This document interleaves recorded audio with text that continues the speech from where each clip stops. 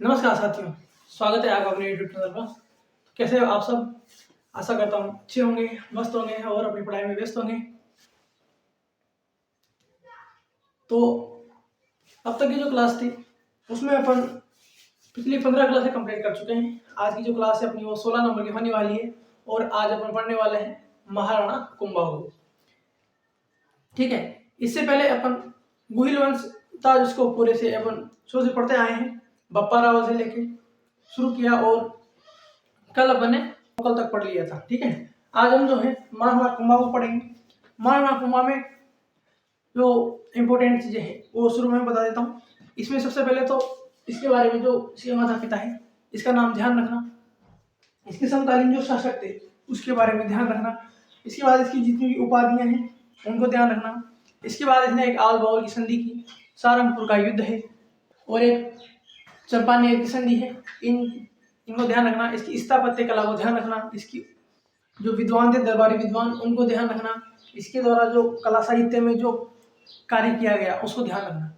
जरा इसके बारे में पूछ जाएगा तो या तो इसकी उपाधियां या फिर इसके द्वारा जो स्थापत्य कला में जो इसने किया है उसके बारे में जरा पूछा जा सकता है। इससे जो युद्ध के बारे में है और जो इसका जरा संघर्ष है इसके बारे में से क्वेश्चन नहीं पूछे जाते हैं।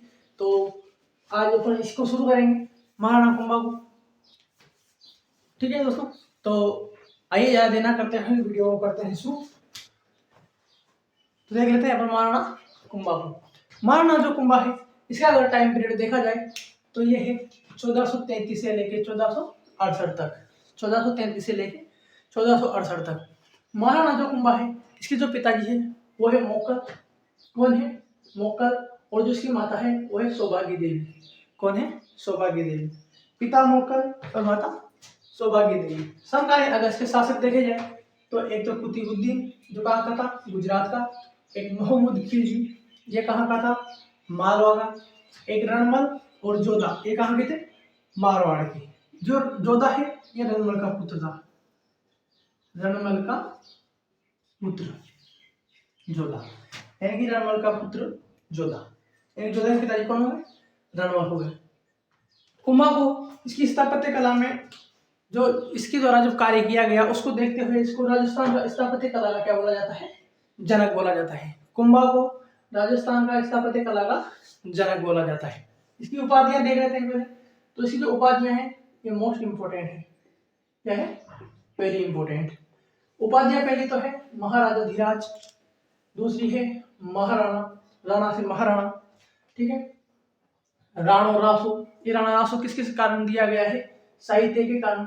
इसके टाइम पीरियड में साहित्य का जो ज्यादा प्रकाश हुआ है, जरा इसको उपलब्धि मिली है तो इसके कारण इसको राणो रासो कहा गया है। राजगुरु, इनकी राजाओं में सबसे ऊपर जो होता है उसको ये इस उपाधि को राजगुरु दिया गया है।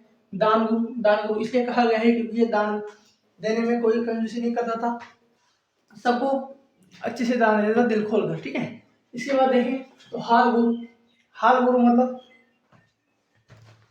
जो गिरी दुर्ग है, यानी कि तो गिरी दुर्गों का निर्माण कराने के कारण इसको हाल गुरु कहा गया है। छाप गुरु इसलिए कहा गया है क्योंकि ये छापा मार जो पद्धति है उसमें निपुणता होने के कारण इसको छाप गुरु कहा गया है। परम गुरु यानी कि गुरुओं का भी गुरु होने के कारण इसको परम गुरु कहा गया है। हिंदू सुल्तान यानी कि हिंदुओं का एकमात्र राजा महाराणा कुंभा को कहा गया है। अभिनव भट्टाचार्य ये इसकी उपाधि दी गई है। इसके बाद जो इसकी अगली उपाधि है ये है रावरायण, रायरायण और राणे राय। रावरायण, रायरायण और राणे रायण।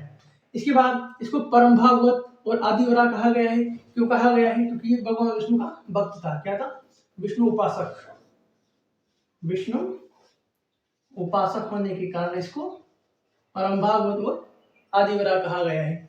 इसके बाद अगला देखा जाए तो कुंभा ने के शासन बनते ही सबसे पहले इसे जो अपने पिता था मोक्कल उसके हत्यारे जो तो एक तो चाचा और एक मेरा, सबसे पहले इनको क्या किया? निपटाया। सबसे पहले इनको मारा।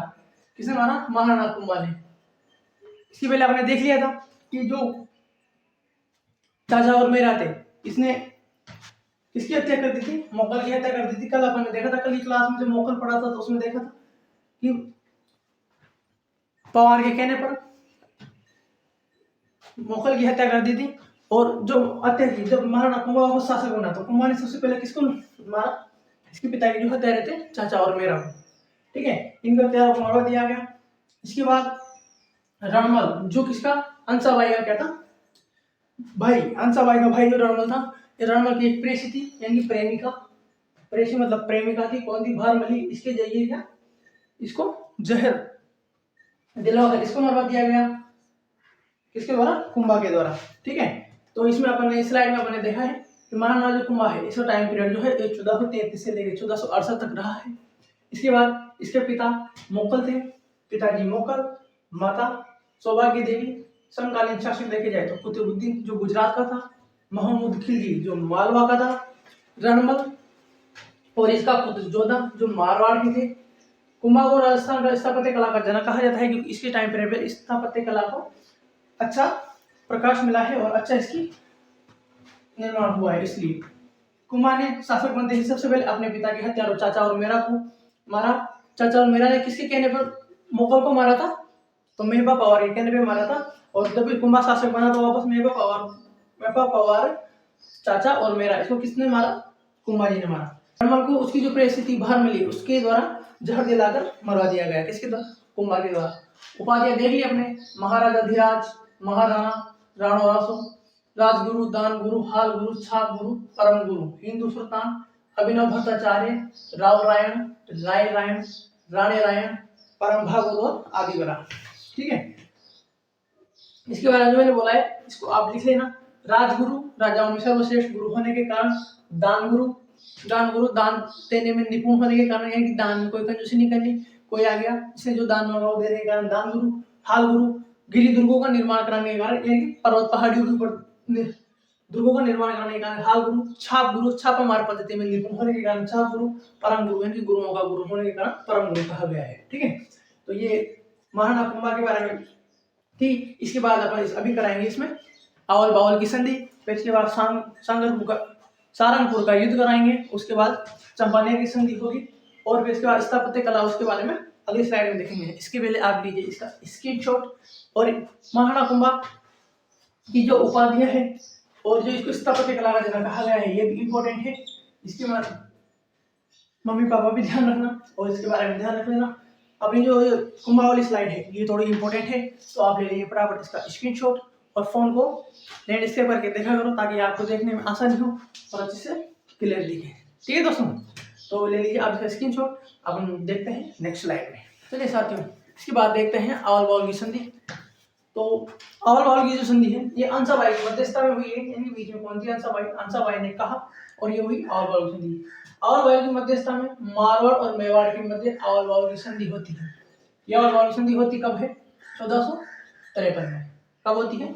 1453 में। किस किस के मध्य होती है? राणा कुंभा के और राव जोधा के मध्य। राव जोधा कौन था? रणमल का पुत्र। रणमल का पुत्र था तो अंसाबाई का क्या लगा? भतीजा। अंसाबाई का भतीजा, तो इनके मध्य हुई। इसमें मारवाड़ और मेवाड़ की सीमा के मध्य पर सबसे पहले तो निर्धारण हुआ। क्या हुआ? मारवाड़ और मेवाड़ की सीमा के मध्य निर्धारण। इसके बाद जोधा की जो पुत्री थी श्रृंगार देवी, इसका विवाह कुंभा का जो पुत्र था रायमल, इसके साथ किया गया। ज्यादातर जो संधियां हैं इसमें या तो शादी विवाह करवा दिया जाता है राजा की पुत्री से पुत्री की द्वारा, या फिर इसमें समझौते के तौर पर थोड़ा बहुत कर देके पैसे वैसे लेके और इसको यही खत्म कर दिया। लेकिन सबसे ज्यादा देखा जाए तो ज्यादातर विवाह से ही संधियां की गई है, ठीक है दोस्तों। तो इसके बाद श्रृंगार देवी ने जो है शादी हो गई। शादी होने के बाद श्रृंगार देवी ने गोसुंडी बावड़ी का निर्माण कराया। कहाँ करवाया? मारवाड़ में, ठीक है। इसके बाद जो राणा कुंभा है वो होता है सारंगपुर का युद्ध। सारंगपुर का युद्ध होता है, कब होता है? 1437 में। कब होता है? 1437 में। ये किसके मध्य होता है?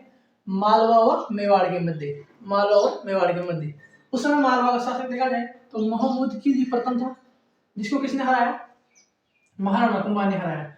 महमूद को 6 माह बंदी बनाकर छोड़ दिया। 6 महीने तक उसको बंदी बनाया, फिर महमूद खिलजी को जाने दिया। इसके बाद जो मालवा विजय के उपलक्ष्य में, यानी जब कुंभा ने मालवा पर कब्जा किया तो उसके उपलक्ष्य में विजय स्तंभ का निर्माण करवाया। कहाँ कराया?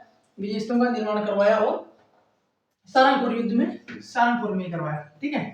तो आवल बावल की संधि जो है यह अंसाबाई के मध्यस्थता में मारवाड़ और मेवाड़ के मध्य हुई थी। कब हुई थी? 1453 में हुई थी। राणा कुंभा और राव जोधा के मध्य ये संधि करवाई गई हंसाबाई के द्वारा। मारवाड़ और मेवाड़ के मध्य सीमा का निर्धारण किया गया। जोधा की जो पुत्री थी श्रृंगार देवी, उसका विवाह कुंभा का जो पुत्र था रायमल, इसके साथ करवाया गया। ठीक है। इसके बाद जो श्रृंगार देवी है उसने गोसुंडी बावड़ी का निर्माण करवाया है। उसके बाद होता है शारंगपुर का युद्ध, ये होता है 1437 में, मालवा और मेवाड़ के मध्य होता है। मालवा की जो महमूद की बेगम है उसको हराया, किसने हराया? राणा कुंभा ने हराया इसको। उसके बाद मोहम्मद खिलजी को 6 माह तक बंदी बनाकर बाद में छोड़ दिया गया और इस विजय के उपलक्ष्य में महाराणा कुंभा ने विजय स्तंभ का निर्माण करवाया मालवा। ठीक है। मालवा के विजय उपलक्ष्य में इसको जीतने के कारण विजय स्तंभ का निर्माण कराया। विजय के कारण विजय स्तंभ का निर्माण कराया, इससे आपको ध्यान दे जाएगा। तो आप लीजिए इसका स्क्रीनशॉट। इसके बाद देखेंगे अपन चंपानेर की संधि और फिर इसके बाद आगे स्थापत्य कला जो कुंभा द्वारा निर्माण कराया गया और जो आगे हुआ है उसको देखते हैं। तो आप ले लीजिए पहले इसका स्क्रीनशॉट। ठीक है दोस्तों, चलिए साथियों देखते हैं चंपानेर की संधि। चंपानेर की जो संधि है यह हुई है 1457 में। कब हुई है? टाइम पीरियड क्या है? 1457। ये राणा कुंभा के विरुद्ध की गई। किसके विरुद्ध? राणा कुंभा के विरुद्ध की गई है। और किसके द्वारा की गई है? मालवा का जो था मोहम्मद खिलजी, मालवा का तो मोहम्मद खिलजी और गुजरात का कुतुबुद्दीन, इन दोनों ने मिलकर ये संधि की और महाराणा कुंभा पर किया आक्रमण। आक्रमण करने के बाद भी कुंभा ने इन दोनों को क्या किया? पराजित कर दिया और इनको हार का मुंह देखना पड़ा। किनको देखना पड़ा? मोहम्मद खिलजी और गुजरात के कुतुबुद्दीन ऐबक को। तो राणा के विरुद्ध की गई। किसने की? चंपानेर की संधि हुई मालवा के मोहम्मद खिलजी और गुजरात के कुतुबुद्दीन के मध्य। इस संधि के बाद कुंभा पर आक्रमण करते हैं दोनों मिलकर और पराजय का मुंह देखना पड़ता है। किसको देखना पड़ता है? मोहम्मद खिलजी को और गुजरात के कुतुबुद्दीन ऐबक को। इसके बाद मोहम्मद खिलजी जो है ये दोबारा फिर बदनौर का युद्ध करता है और फिर पुनः इसको हरा देते हैं महाराणा कुंभा। ठीक है। तो बदनौर के युद्ध में जब मोहम्मद खिलजी को हराते हैं तो वहां पर जो कुंभा है ये बदनौर है ब्यावर में, तो कुशला माता मंदिर का निर्माण करवाते हैं महाराणा कुंभा। कहाँ करवाते हैं?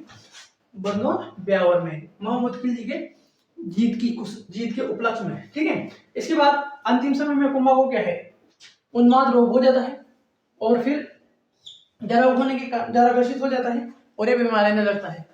और इसका जो पुत्र था उदा, महाराणा कुंभा का पुत्र था उदा, ये बाद में इनकी हत्या कर देता है और पितरंता शासक कहलाता है मेवाड़ का। उदा को कहलाता है मेवाड़ का पितरंता शासक कहलाता है उदा।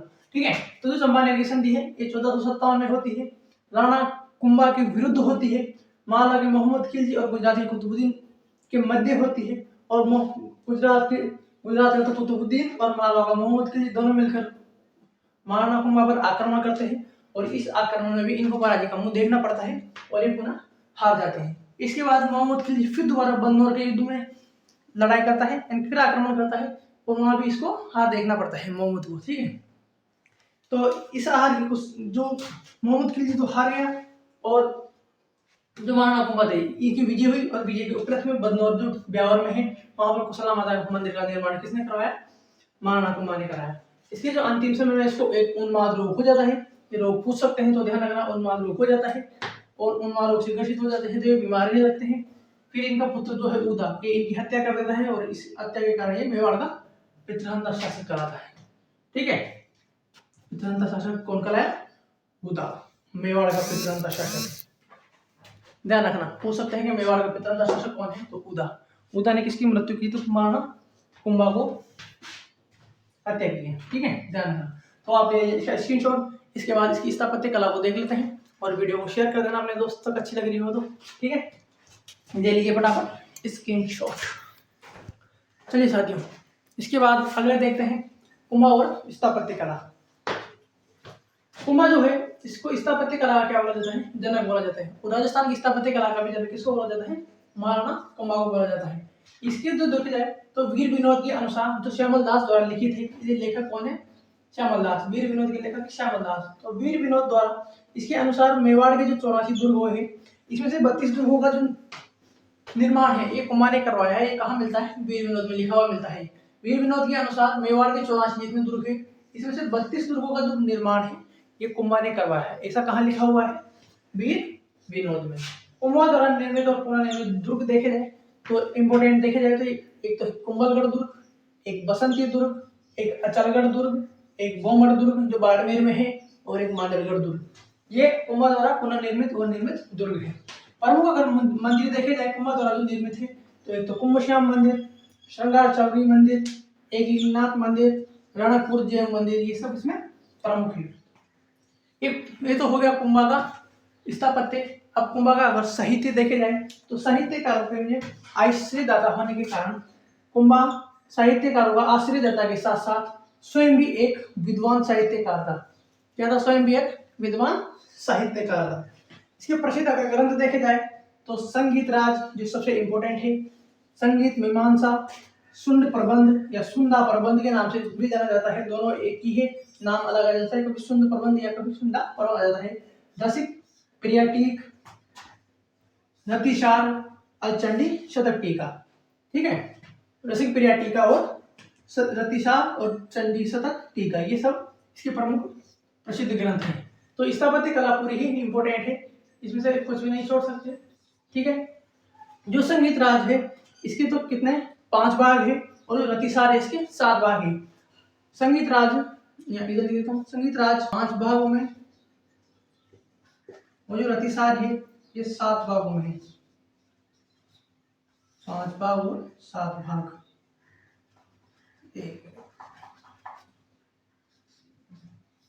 7 भाग और 5 भाग, ये इसमें इंपॉर्टेंट है। रतिसार याद रखना है, संगीत सार याद रखना है। कुंभा के अगर प्रसिद्ध में सबसे ज्यादा पूछी जाएगी तो एक तो या तो रतिसार से पूछ सकते हैं या फिर संगीत राज, तो इसमें मुख्य इंपॉर्टेंट है, तो इसमें से हम कुछ भी नहीं छोड़ सकते। दोस्तों ये जो स्लाइड है आपको केवल एक छोटी क्लास लगती होगी 15 से 20 मिनट की, बनाने में जितना एफर्ट लगता है मुझे कम से कम इस क्लास को शूट करने में 2 घंटे से कम नहीं लगता। पहले मैं आपके लिए मैटर देखता हूँ, उस मैटर को फिर यहाँ पे सुसज्जित करता हूँ, फिर उसमें क्या इंपॉर्टेंट है क्या इंपॉर्टेंट नहीं है उसको छाट के इस पे लिखाया जाता है। उसके बाद फिर आपको समझाया जाता है, और इसको करने के बाद जब आपको प्रोवाइड कराया जाता है तो वो जो मैटर आपको जो आधे घंटे का मैटर मिल रहा है उसके पीछे की जो मेहनत है वो कम से कम 2 घंटे की मेहनत होती है। तो आप इसको ऐसे ना सोचें कि ये इतना कम कैसे पढ़ा रहे हैं, जितना आपके लिए इम्पोर्टेंट है परीक्षा की दृष्टि से उसमें सबको कवर किया जा रहा है। ठीक है, तो ये अपनी जो बैच है वो बेसिक से शुरू किया था, आप उसको से पता है, आप तो इतने दिनों से बने हुए हैं मेरे साथ, तो आपको सब पता है, आपको बताने की कोई जरूरत नहीं है। तो एक बार इसको देख लेते हैं, पुनर्निर्माण फटाफट। तो स्थापत्य कला को देखते हैं, तो कुंभा को स्थापत्य कला का जनक बोला जाता है। वीर विनोद के अनुसार मेवाड़ में 84 दुर्गों में से 32 दुर्गों का निर्माण किसने कराया है? कुंभा ने कराया है। कुंभा ने कराया है। कुंभा द्वारा निर्मित और पुनर्निर्मित दुर्ग देखे जाए तो एक तो कुंभलगढ़ दुर्ग, एक बसंती दुर्ग, एक अचलगढ़ दुर्ग, एक भूमरगढ़ दुर्ग, जो कहाँ है? बाड़मेर में। कहाँ है? बाड़मेर में। बाड़मेर में मांडलगढ़ दुर्ग। कुंभा द्वारा निर्मित प्रमुख मंदिर देखे जाए तो कुंभश्याम मंदिर, श्रृंगार चौरी मंदिर, एक लिंगनाथ मंदिर, रणकपुर जैन मंदिर, ये सब जो है ये इंपॉर्टेंट आती है। इसके बाद अगर से साहित्य कला देखे जाए, कुंभा की साहित्य देखे जाए तो साहित्य कार्य को आश्रित होने के साथ साथ ये स्वयं भी कहता है विद्वान साहित्यकार था। ठीक है दोस्तों, प्रसिद्ध अगर इसके ग्रंथ देखे जाए तो एक तो संगीत राज जो सबसे इंपॉर्टेंट है, संगीत मीमांसा, शुंडा प्रबंध या सुंदा प्रबंध, रसिक प्रिया टीक, रतिसार और चंडी शतक टीका, ये इसमें मोस्ट इंपॉर्टेंट है। ठीक है, तो आप ले लीजिए फटाफट इसका स्क्रीनशॉट। इसके बाद चलते हैं अपन इसके लिए नेक्स्ट स्लाइड पर। ठीक है दोस्तों, चलिए दोस्तों आप देख लेते हैं अपन कुंभा के दरबारी विद्वान। तो कुंभा के दरबारी विद्वानों में सबसे महत्वपूर्ण देखा जाए तो एक तो कर्ण व्यास, एक अत्रि महेश, एक महेश भट्ट, एक मंडन, एक सारंग व्यास, नाथा और गोविंद, ये थे इसमें दरबारी विद्वानों में।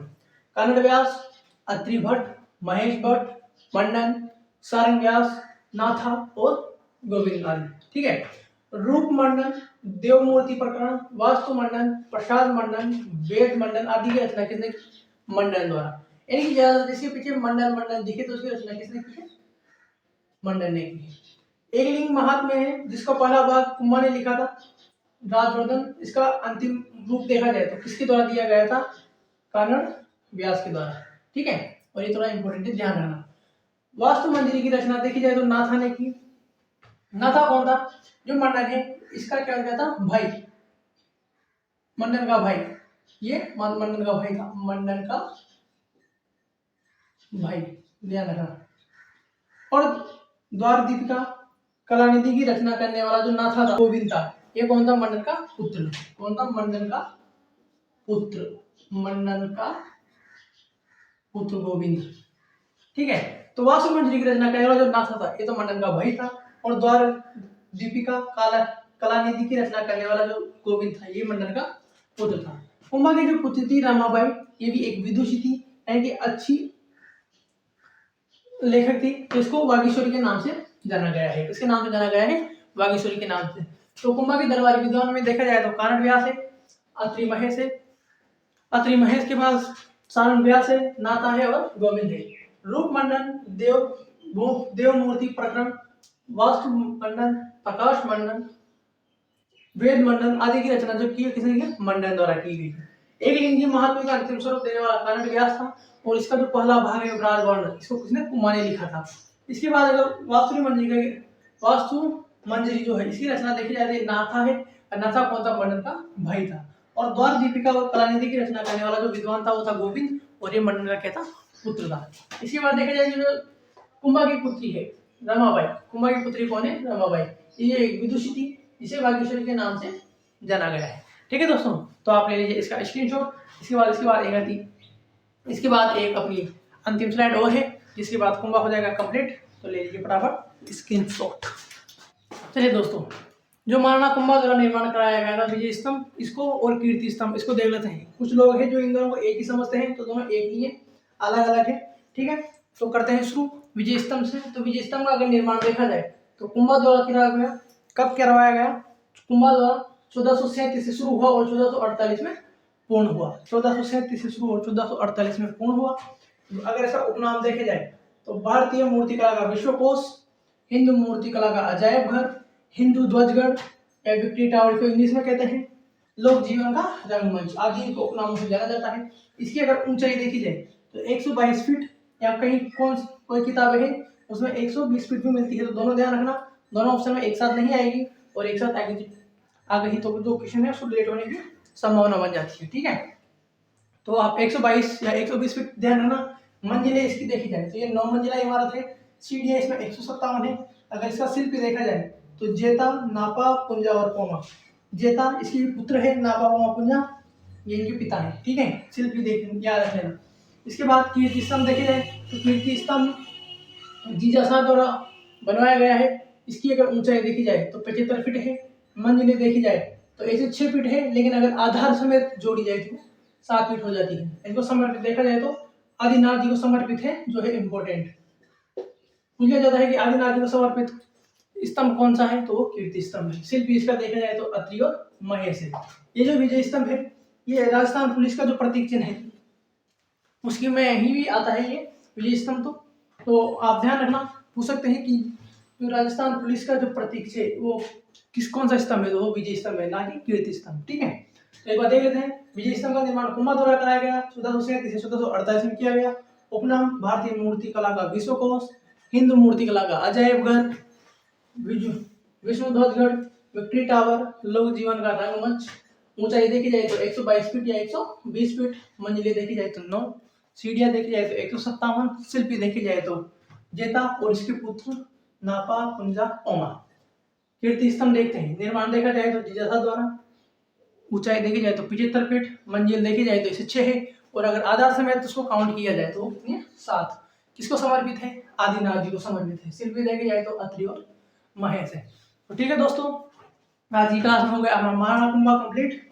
इसके बाद अगला आएगा, इसमें अपन पढ़ेंगे रायमल को पढ़ेंगे अच्छे से।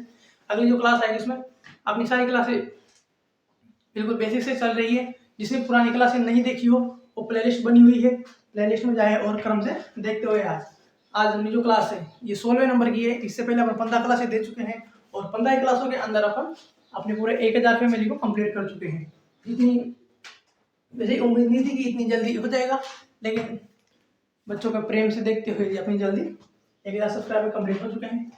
और मिलते हैं अब नेक्स्ट वीडियो में। आप ले लेना इसका स्क्रीनशॉट, ठीक है, आप ले लेना इसका स्क्रीनशॉट। तो मिलते हैं अब नेक्स्ट वीडियो में कल की क्लास में, जिसमें पढ़ लेंगे रायमल को। तो तब तक के लिए राम राम, जय हिंद साथियों।